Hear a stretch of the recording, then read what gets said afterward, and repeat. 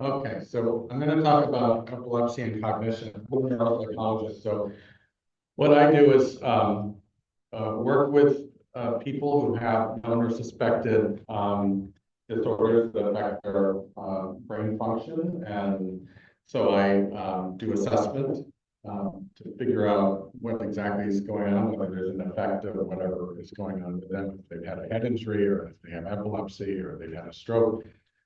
How's that affected their cognition, if at all?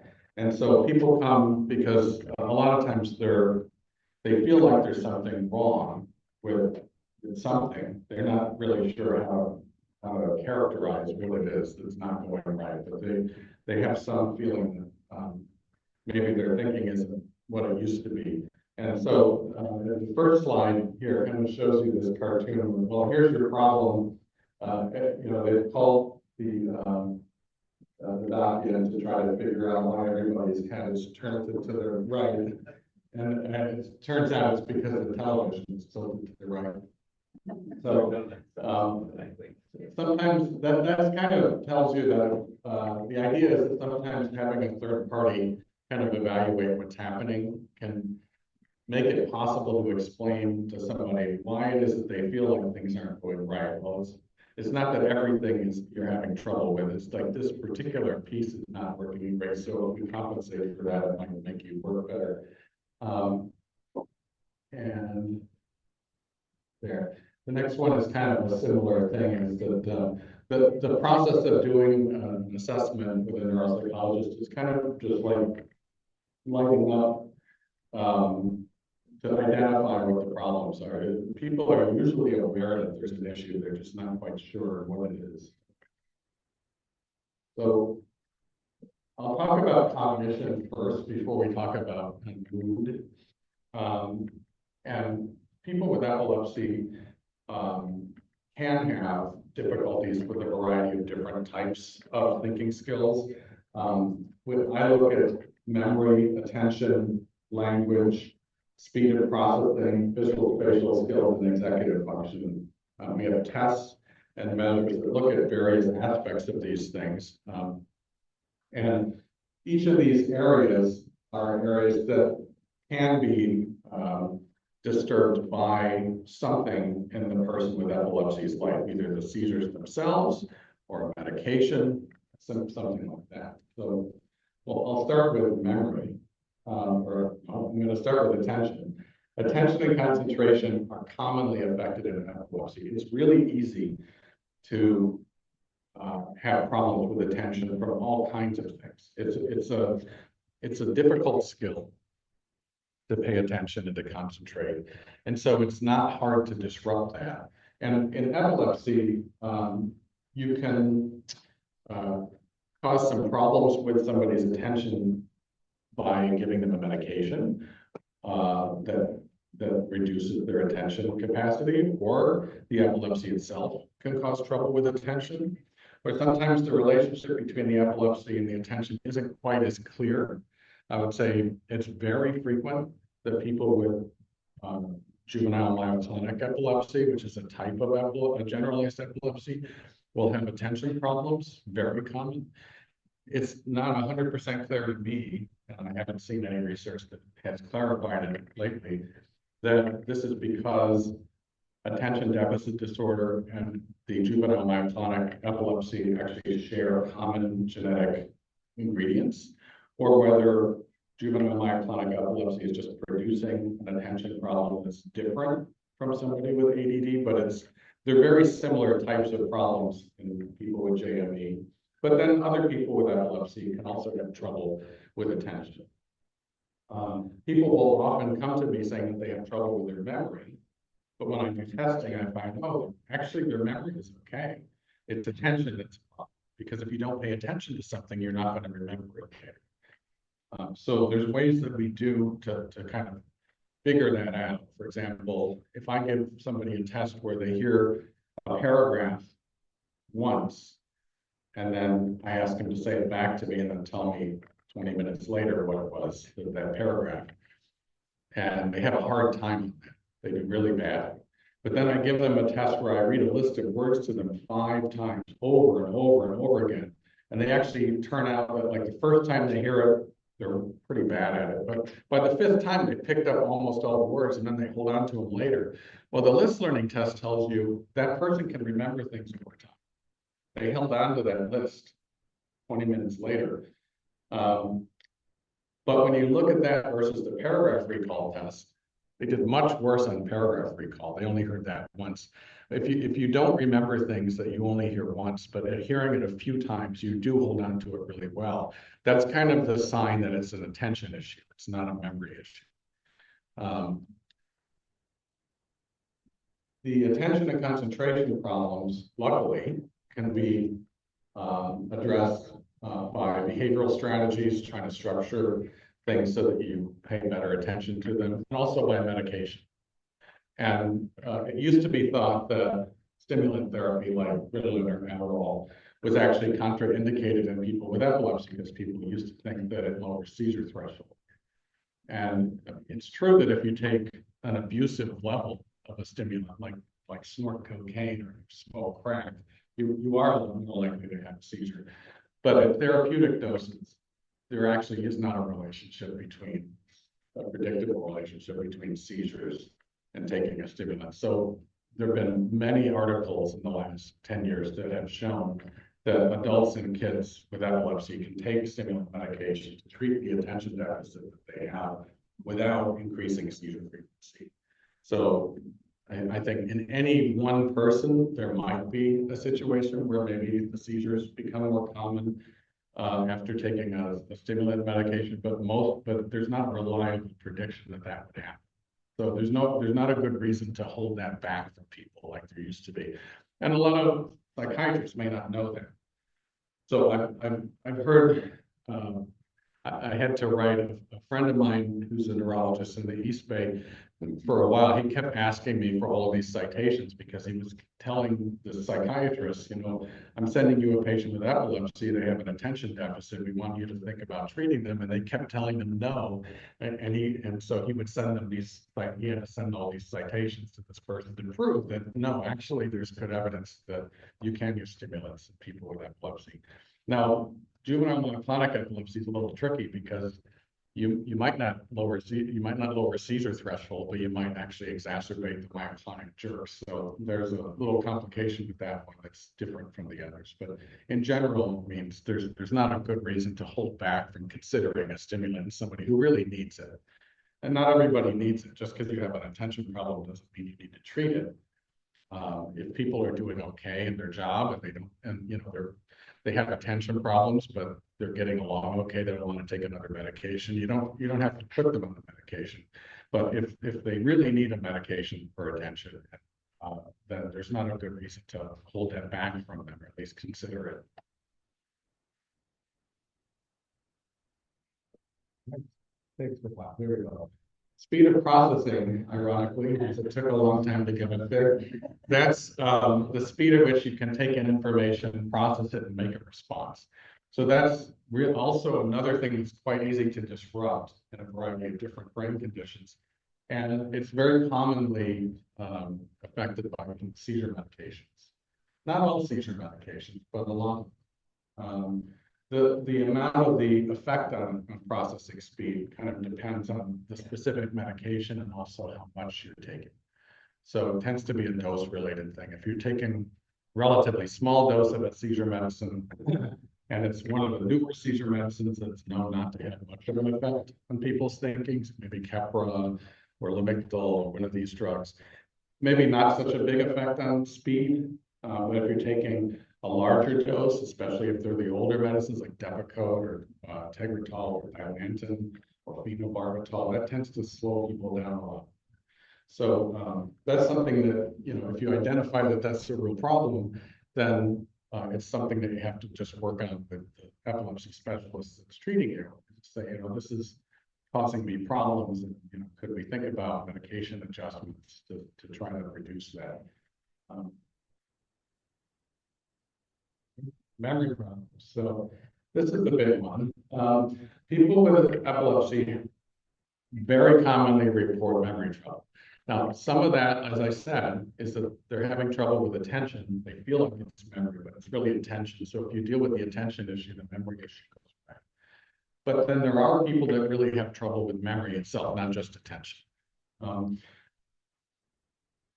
memory involves several processes: the encoding stage, where you're paying attention to something and you're trying to memorize it; storage. So that's kind of, storage is not something you have a lot of control over. Your brain kind of automatically will either store or not store something. So there's not much you can do. You can sort of modify encoding either by trying to pay better attention or focusing better or limiting distractions.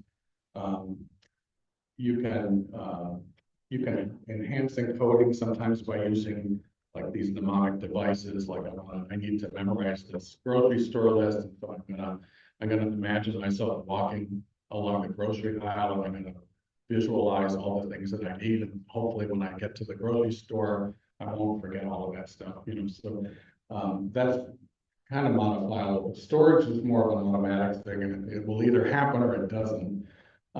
Retrieval is the effortful process of pulling something out of your memory, which is very difficult. And we also look at verbal and nonverbal memory separately. So with encoding, you have to pay attention to it, processing it into a memory trace. If you have troubles with this, it may well be because of an attention issue. Sometimes processing speed is slowed down to a point where it's actually interfering with their ability to memorize things, because you're not going fast enough. Medication effects can cause trouble at that stage. With storage, once the material's processed into a memory trace, it needs to be stored in some way in the brain. And epilepsy itself can actually affect this, because if a person has temporal lobe epilepsy, especially mesial temporal lobe, the structures in your brain that sort of automatically store and process this kind of information are the hippocampus and nearby structures. And if that's constantly being disrupted by frequent seizures, or if the hippocampus itself has been scarred up because of lots of seizures over time, or maybe there was scarring up from some infection or something, and that's, you know, caused both trouble with memory, but also trouble with seizures. Anyway, disruption there can cause trouble with holding on to information. Like I said, you can get modality-specific memory problems. So people who have seizures coming from the language-dominant hippocampus or mesial temporal lobe, they may have trouble with verbal memory, but not so much with visual memory. And vice versa, people with damage to the non-language hemisphere, they may have, you know, okay verbal memory, not do very well with spatial memory. Memory retrieval. Retrieval after a delay is very vulnerable to disruption. It's also age-related.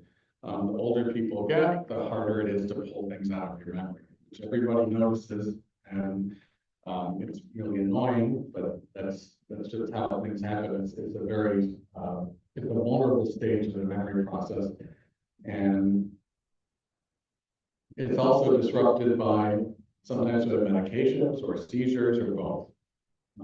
I've noticed in some of my patients, they'll have trouble recalling even personal details from a time period that they were having lots of seizures, and then their seizures came under better control, and they can recall much better then. So like say they had a family reunion in 2003 that they have absolutely no recollection of, but they can actually remember pretty well 2007 and 1995. And you find out that they were having just a ton of seizures around that time. And if you have a seizure, it can disrupt this whole memory process. The retrieval may be part of it. It also may be that there's not a lot stored during a time that the seizures were happening frequently. Clicking and nothing's happening. Okay, we'll talk about language problems. Language problems are interesting. So we look at a variety of different skills when we do an assessment of somebody's language function. We look at the ability to name objects, name things that are visually depicted, the ability to come up with all the words somebody can think of that starts with a particular letter, which is letter fluency. We look at their ability to come up with all the all the words that reflect a specific category, like say all the animals you can think of, or say all the fruits you can come up with. And we look at repetition. In regards to naming skill, it's commonly affected in people with temporal lobe epilepsy that's coming from the language dominant temporal lobe. So when there's a disruption in that language dominant temporal lobe, you frequently see problems with naming and also sometimes problems with fluency. In addition to that, sometimes patients with epilepsy have verbal learning disorders that are either related or unrelated to seizures. So I've had a few patients that had difficult with language processing and reading and writing, and it turns out their seizures did not come from the language dominant temporal lobe, and it turns out they just had a verbal learning disorder that happened at the same time as they also happen to have seizures. But more commonly, if somebody has language dominant temporal lobe epilepsy, you will often see a history that they had some trouble learning in school, that they always had difficulty with languages, that they learned their first language, but they could never acquire a second, which is a real problem sometimes for people who come here from other countries. As you look at the history and here's somebody with temporal lobe epilepsy, and it's not an accident that they just never picked up English, because it's really hard to learn a language once. If you have language dominant temporal lobe epilepsy, it's even harder to learn the second one. So the other thing that's interesting, which I don't think I have on the slide, is there's actually a specific, there are two medications that can actually affect language. Zonisamide and topiramate are both well known to affect naming and verbal fluency, which is really weird, and they're the only ones that do that. It's odd that you can take a medicine that presumably bathes your entire brain in a chemical, and you get a very focal area of difficulty like letter fluency or semantic fluency or naming, but it happens because we can see people who go on a medicine like that, their naming, their fluency drops, and then they come off of it and it gets better. And it's dose dependent, so the higher dose is going to make it more of a problem. But even at lower doses, when the drugs first came out, the pharmaceutical companies were saying, oh, that's just a higher dose. It's only the high doses. But then I would ask my colleagues in headache neurology, so when you put somebody on topiramate for migraine, they ever complain? Oh yeah, they complain a lot, even at migraine doses, so which are much lower than epilepsy doses. So depending on the person, they can be a problem. Now, that you may not have a lot of control over it. Because topiramate is a great drug for stopping seizures. That might be the only thing somebody takes that can stop it. Or zonisamide is a really good medication sometimes for some people. So I think at least understanding that the reason that it's hard to find words is the medicine and not you, maybe that helps somewhat, even if you have to stay on the medicine. But if somebody's on topiramate and they're having trouble with language and it's really causing them a problem, it could be a reason to discuss that with your epilepsy specialist and say, is there something that we could try that might not do this? But that's unique to those two medications. The other medicines that people use for epilepsy don't really have that kind of specific effect. Executive function, we're looking at a variety of things like problem solving, initiating activity, self-monitoring, a bunch of things, concept formation. Those are higher level thinking skills that don't depend on the function of a specific spot in the brain, but are more networked. They depend on the frontal lobes because the frontal lobes network with everything. But we look at those things, and it's also easy to disrupt those skills because if you have a lot of seizures, that you can find that somebody's having trouble with those things, where when the seizures decline in frequency, sometimes they get better. So there's at least one study in people with temporal lobe epilepsy where they looked at some of these executive functions before and after temporal lobectomy and found that some of these performances would get better after seizures had stopped.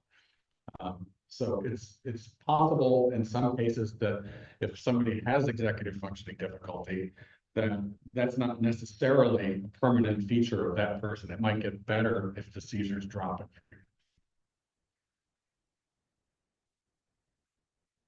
Yeah. So sleep and epilepsy, I'll just touch on. Obstructive sleep apnea is common amongst everybody. 25% of people in the country, and probably less than 5% know they have it. Most people don't. It's interesting, the signs of sleep apnea that would kind of give you a red flag that maybe you need to be assessed for it, doesn't mean you have it, but are snoring, especially loud snoring, and excessive sleepiness in the daytime. There's some other signs, people that are getting up many times a night to go to the bathroom. Sometimes that's because of bladder issues. Sometimes it's because of prostate issues. Sometimes it's neither of those. It's because their sleep cycle is disrupted because they're stopping breathing periodically. So there's if you have some symptoms that kind of suggest maybe there's an issue there, it's worth talking to the primary doctor, whether or not you have epilepsy. In epilepsy, there's actually fairly high number of people who have sleep apnea. And there was a study that looked at, okay, so what if we control the sleep apnea in somebody with epilepsy? Does that make it easier to control their seizures? Because if you go into a hospital to try to have seizures while you're being monitored, if you're not having seizures after a few days, they're going to keep you up really late, right? They try to sleep deprive you because that provokes seizures. That's another thing you were talking about, going to Tahoe and stuff. The altitude is one thing, but what do people do in Tahoe? They go up, they party, they drink, they stay up all night, they go skiing in the morning. So that's a really good recipe to lower seizure threshold, because you're at altitude, you're dehydrated, you're drinking, and you're staying up all night. So with sleep apnea, you're sort of even if you get 8 hours of sleep, if you have sleep apnea, you're sleep deprived. And so it's a reasonable question, could we improve seizure control in people with sleep apnea if we treated it? And it turns out, yes, they could.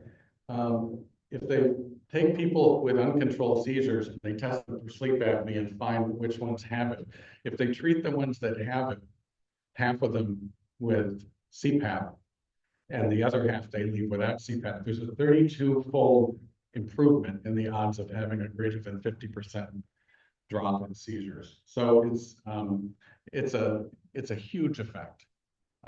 Which you kind of would expect because of this issue with sleep deprivation provoking seizures. But it makes it's just really important if there's a chance, if you have some of these red flags for sleep apnea, it's really important to get that assessed and treated, because if your seizures aren't controlled, they may come under control if you see the sleep apnea. If your seizures are controlled, but you're taking 2 or 3 medications at high doses, maybe you don't need 2 or 3 at high doses if your sleep apnea is controlled. Maybe you can reduce the doses a bit or something.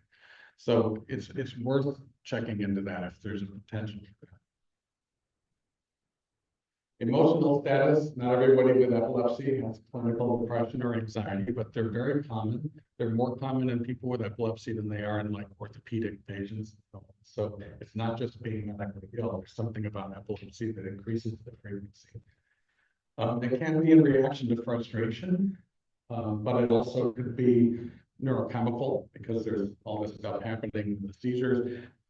Also, all the anti-seizure medicines have a black box warning for suicidality and depression. I don't think all of them actually cause suicidality and depression, but they all get that warning regardless.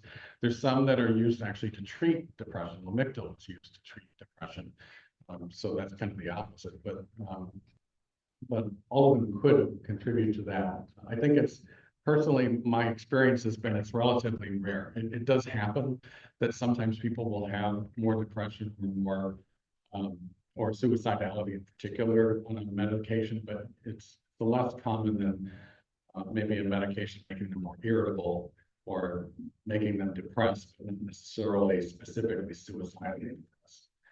But that's all stuff that people with epilepsy deal with. So it's more common in epilepsy than it is in other disorders. So when you look at whether the depression is clinically significant, you need to look at whether there's 5 or more symptoms present in the same 2-week period. At least one of them is a depressed mood or loss of interest or pleasure. So depressed mood most of the day, nearly every day, diminished interest or pleasure in all or mostly all activities, most of the day, almost every day, weight loss when not dieting, or weight gain, or decrease or increase in appetite nearly every day, insomnia or hypersomnia nearly every day, second order agitation or retardation every day, And these are all things that would be changed from before the depression started, not something that's like lifelong. Fatigue or loss of energy nearly every day, feelings of worthlessness, excessive or inappropriate guilt, feelings of hopelessness, trouble with concentration. As you can see, there's some overlap with things that happen just from epilepsy itself. And recurrent thoughts of death or suicidal thoughts. Symptoms cause clinically significant distress or impairment in social or occupational or other functioning. So some of that, as I said, overlaps with symptoms that anybody with epilepsy might get, but a lot of them also reflect depression. And so if you see a pattern of a lot of those symptoms co-occurring in the person's depressed,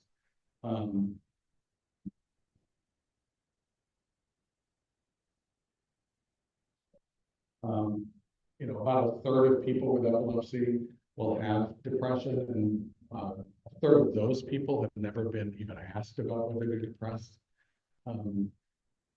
So it's important to check for depression in people who have epilepsy, and it's important to treat it if it's present.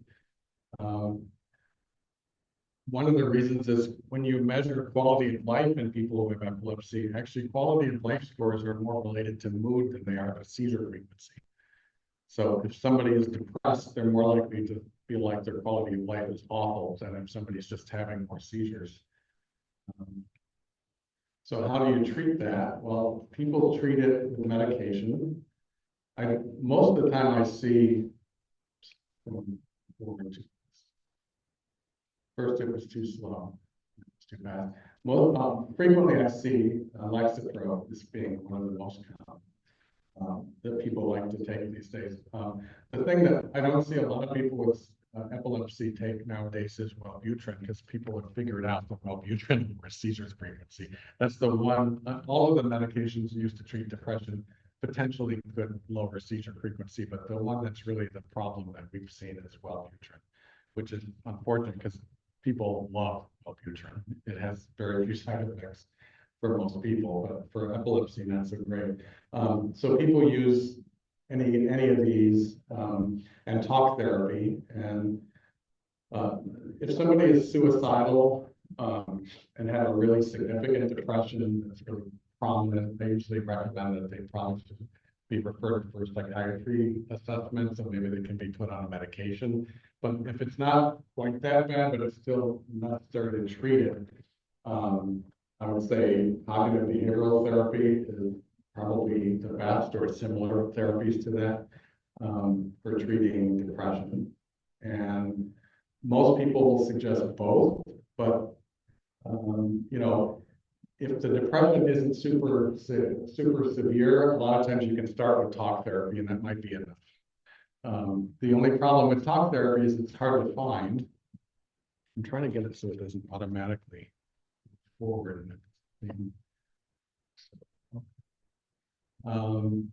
So cognitive behavioral therapy, improve depression. Not all medications are the same, as you know. Also, not all talk therapies are the same. I think cognitive therapy or cognitive behavioral therapy, or similar types of therapies, are all proven to be very effective in depression. They don't tend to take forever. They're not the kind of therapies that people say, oh, I've been seeing this therapist for 20 years. That's not meant. Those are not the kind of therapies that do that. The cognitive therapies, cognitive behavioral therapies, those kind of therapies tend to aim for 3 to 6 months max, like weekly sessions for 3 to 6 months. They teach you to be your own therapist, so they're not trying to keep you on the hook for 10 years. Some of the older therapies, like the Freudian analysis, people would go to the therapist and lie on a couch and talk for 15, 20 years. So when I hear somebody say, oh, I've been seeing a therapist for 15 years, but I'm still super depressed, I kind of wonder what kind of therapy is that? It doesn't sound like it's been effective. It sounds like it's, maybe trying one of the newer therapies might be beneficial for that person. Cognitive therapy is designed to treat a variety of things. Depression is kind of a mainstay thing. And there's a few different types: cognitive behavioral, dialectical behavioral, all of those are kind of offshoots. And they may cost more money up front, but they tend not to be designed to be as long a therapy. Now, the problem in the Bay Area with finding somebody who does cognitive therapy is that it's really hard to find good therapists of any type on insurance. There are enough people in the Bay Area with lots of money, basically from Silicon Valley mostly, that they can afford to just pay out of pocket $250 an hour for therapy. And so a lot of therapists who are really good tend to just do that. They just do it out of pocket. They don't take any insurance. So if you're lucky, you find a therapist on the insurance panel that's still taking insured cases, and they can do some of the modern therapies. The problem is otherwise it's difficult in terms of affordability because insurance they don't take a lot of insurance, the ones that are really good at it. So go back and then flip through that. There are a few areas that I'm providing that you can get lower cost alternatives to paying. Here's the resources. Lower cost alternatives to paying full fee. So this is more of a full fee place. The San Francisco Bay Area for cognitive therapy. They're in Oakland. They're really good. It's just that they don't take insurance. So that's an out-of-pocket place. Same for San Francisco group for evidence-based psychotherapy. They're in like the Cow Hollow district of San Francisco. Now, one of the lower cost alternatives is the UC Berkeley Psychology Clinic. The problem with them is they're only open during the academic year. So like fall/winter, and then there's a break, and then spring's at the beginning of summer, and then they stop for 2 months. So they offer psychotherapy at a sliding scale. Now, the way they do that is a person would get therapy from a graduate student that's studying to be a psychologist, and they'd be supervised by a psychologist. But you would not be seeing the psychologist directly, it'd be seeing a graduate student. The good news is with cognitive therapy, these types of therapies, they're fairly structured. So it's not like an art as much as it is trying to, meeting 1, you're going to work on this, meeting 2, you'll work on that. So it's a little more open to doing things like that. Another alternative is SFSU Psychology Clinic. That's a little far from here. Palo Alto University Gronowski Center, again, another graduate school clinic. All of those are sliding scale kind of places. So we can make available. So basically, depression is common in people who have epilepsy. It's important to recognize when it exists and to treat it. If it's really prominent, especially with suicidal thoughts, then maybe it's important to start with a psychiatrist and think about medications as well as talk therapy. If it's not quite that prominent of a problem, I think talk therapy maybe is fine to start to begin with, and then you can kind of rely on the therapist to decide whether somebody needs medication or not. And then they could be referred afterwards. And the best therapies are the ones that tend to be relatively short, very directed, teaching somebody to be their own therapist and addressing issues now, not talking so much about what you thought about your mother when you were 12. It's more like what's happening now, how are we going to fix that? So with neuropsychology and epilepsy, we identify areas of impairment and strength. We provide information about where the problems in the brain might be. That helps in terms of working somebody up for whether they might be appropriate for surgery or not. Assist with cognitive risk assessment. There are a variety of techniques we use to try to figure out if somebody's going to have like the right temporal lobe removed, because that's where the seizures come from. And it's kind of, is there anything else going on in that temporal lobe that we need to be thinking about that you don't necessarily want to remove the temporal lobe? Because there's other alternatives now with NeuroPace and with deep brain stimulation and all that.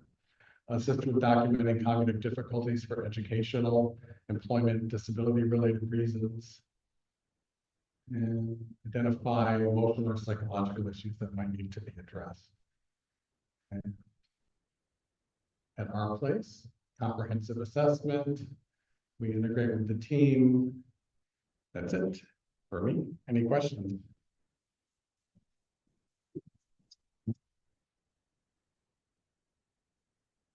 Yeah, she's gonna get you. You talked about some of the medications, you mentioned Dilantin, some causing memory problems. What if someone, and some of the newer medications, maybe not, like Xcopri or Briviact, if someone took Dilantin or a medication that might cause memory problems, 20 years ago, but for the last, say, 5 years, has been on newer medication, would that still be a memory problem from that past medication? No, it shouldn't be. The kind of problems I'm talking about with thinking and medication effects are happening because of the medication that's currently being used, not something that would be left behind. So some people have asked that I took topiramate and my naming skills were awful. And then I got off topiramate and my naming skills are not good yet. And it's like, well, maybe it wasn't entirely the topiramate. Maybe it was the fact that you have left temporal lobe epilepsy, and that's what's causing some of it at least. Yeah. He has been taking just about every medication that was mentioned today for 35 years. Isn't there some kind of cumulative effect? I mean, we know that, say, pot smoking in adolescence can cause emotional immaturity and long-term. You don't necessarily know that. The marijuana studies are very sloppy. There's actually a really good set of studies out of Palo Alto University on marijuana that debunks some of what was going on. The thing with marijuana studies is a lot of the marijuana studies have been done at clinics where everybody at the clinic is anti-drug use. And so they have a pre-existing bias against the use of the drug. And so they also get very sloppy samples of people that have had alcohol use, pot use, other kinds of drug use, all mixed into the sample. And they also don't do they don't do assessment of these kids before they started using. So there's a high incidence of ADD in marijuana users. Why is that? Because people who have ADD and are untreated for that tend to hang out with kids, skip class, and start using pot, right? So the pre-existing issues with immaturity and stuff might actually have been what contributed them to being interested in using the pot in the first place. But as to the medication effects, Dr. Laxer can talk about long-term medication effects in some of these drugs. I don't think it's as much of a medication effect in terms of cognition. There are physical effects, like Dilantin use for a long time does have some physical effects that might last. But in terms of cognitive effects, the effects of uncontrolled seizures are much more likely to cause problems than the effects of the medication. And when Dr. Werbenoth was talking about brain damage from auras, that might be a concern. It's a bit of a hypothetical concern because it's not likely that somebody who only has auras is going to show a lot of cognitive problems. But if you have generalized convulsions that are not controlled, that over time is proven to cause a lot of cognitive problems. So there was a study that in Germany that looked at IQ in people who have uncontrolled generalized convulsions, and they did not see a difference in IQ over 2 years or 5 years, but over 10 years they did. So the longer and the more severe seizures, it's a more of an issue. So seizures are kind of the worst of it, right? We talk about medication effects, but the medication effects are not on their own. It's not like you're somebody without seizures who takes that medication. It's the alternative to having seizures. So if the only drug that helps you is Dilantin, then maybe that's what you have to tolerate. But the idea with Dr. Laxer and Dr. Werbenoth, Dr. Wu, that they try to get people on the medications that have the least side effects and the best effect on your seizures, and to try to minimize any impact on your thinking skills.